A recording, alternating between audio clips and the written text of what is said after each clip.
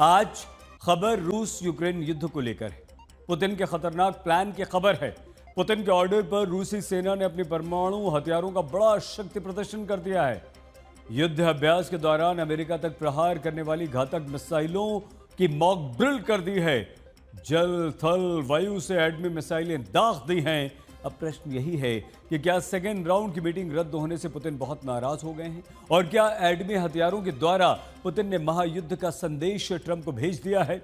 क्या आने वाले दिनों में अमेरिका तक हमले की तैयारी में जुट गए हैं पुतिन?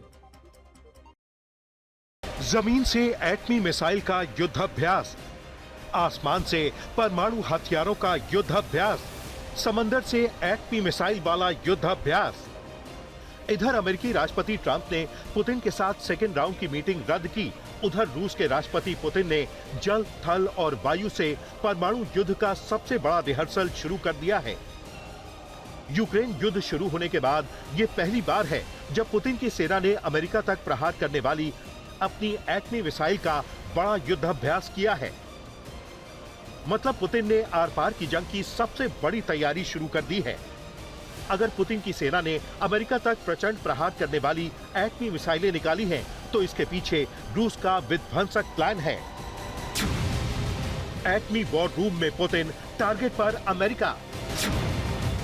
दुनिया पर मंडरा रहा है एटमी युद्ध का खतरा। रूस ने किया परमाणु युद्ध का बड़ा रिहर्सल। जल, थल और वायु से एटमी हमले की तैयारी। पुतिन की परमाणु फोर्स का शक्ति प्रदर्शन। पुतिन के ऑर्डर पर चली एटमी मिसाइलें। जंग में रूसी सबमरीन और बॉम्बर की एंट्री। रूस से आई ये तस्वीरें आज पूरी दुनिया को डरा रही हैं। पुतिन वॉर रूम में मौजूद हैं और उनकी सेना ने अपने सबसे विनाशकारी हथियारों का शक्ति प्रदर्शन किया। तस्वीरों में आप देख सकते हैं पुतिन की मौजूदगी में रूसी सेना ने जमीन, समंदर और आसमान से अपने रणनीतिक परमाणु हथियारों की ताकत दुनिया को दिखाई। परमाणु वाले युद्धाभ्यास में रूस की यार्ड्स इंटरकॉन्टिनेंटल बैलिस्टिक मिसाइल है वही मिसाइल जो अमेरिका पर एटमी हमला करने में सक्षम है। समंदर में तैनात एटमी पनडुब्बी से पुतिन की सेना ने सिनेवा बैलिस्टिक मिसाइल दागी। ये मिसाइल एक झटके में यूक्रेन या फिर यूरोप के बड़े हिस्से में बारूदी प्रलय लाने की ताकत रखती है।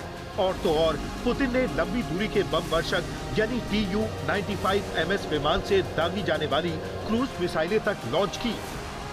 पुतिन ने जल, थल और वायु से अपनी एटमी शक्ति की नुमाइश की। परमाणु युद्ध की रिहर्सल के दौरान पुतिन ने जो कहा उसने यूरोप से लेकर अमेरिका तक हड़कंप मचा दिया।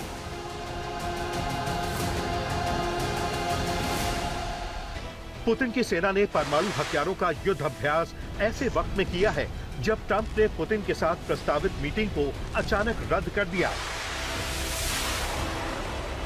डिफेंस एक्सपर्ट मानते हैं कि ट्रंप के फैसले से अमेरिका और रूस के रिश्तों में तनाव बढ़ा है।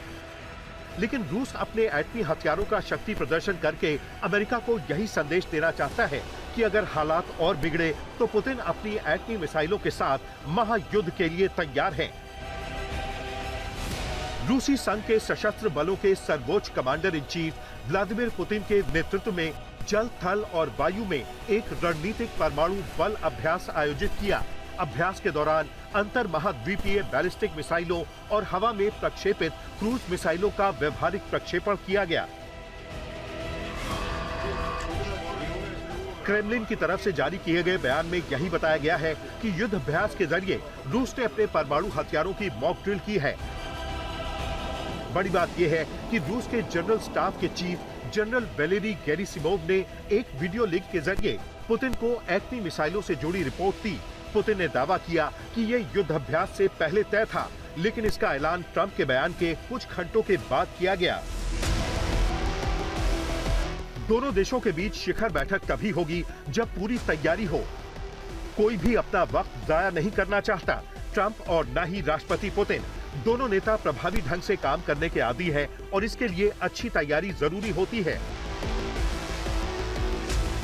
दरअसल पुतिन का एटमी हथियारों वाला युद्ध अभ्यास यूक्रेन, यूरोप और अमेरिका को सीधी चेतावनी है।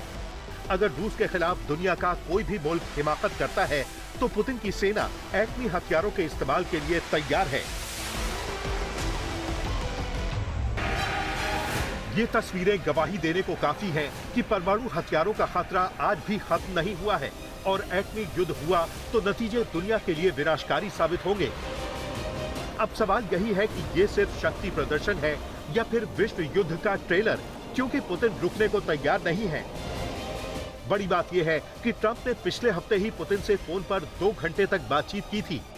बातचीत के बाद हंगरी में पुतिन से जल्द मुलाकात का ऐलान किया था।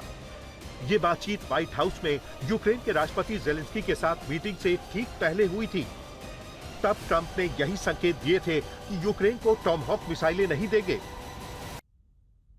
आखिर ट्रंप ने पुतिन को लेकर ये यू टर्न क्यों लिया? क्यों चंद दिन पहले पुतिन के साथ दूसरे राउंड की मीटिंग का ऐलान करने के बाद अचानक से ट्रंप पलट गए? आइए हम आपको दिखाते हैं। सवाल यही है कि अचानक ऐसा क्या हुआ कि जेलेंस्की से मुलाकात के बाद और पुतिन से सेकेंड राउंड की मीटिंग से पहले ट्रंप ने मीटिंग रद्द कर दी और रूस को अपने एटमी हथियारों का शक्ति प्रदर्शन करना पड़ा। डिफेंस एक्सपर्ट मानते हैं कि मीटिंग रद्द करने के पीछे कई वजह हैं। सबसे बड़ी वजह पुतिन की युद्ध विराम वाली शर्त है। पुतिन साफ कर चुके हैं कि युद्ध के दौरान जिन हिस्सों पर रूस का कब्जा हो चुका है उस हिस्से को किसी कीमत पर नहीं छोड़ेंगे।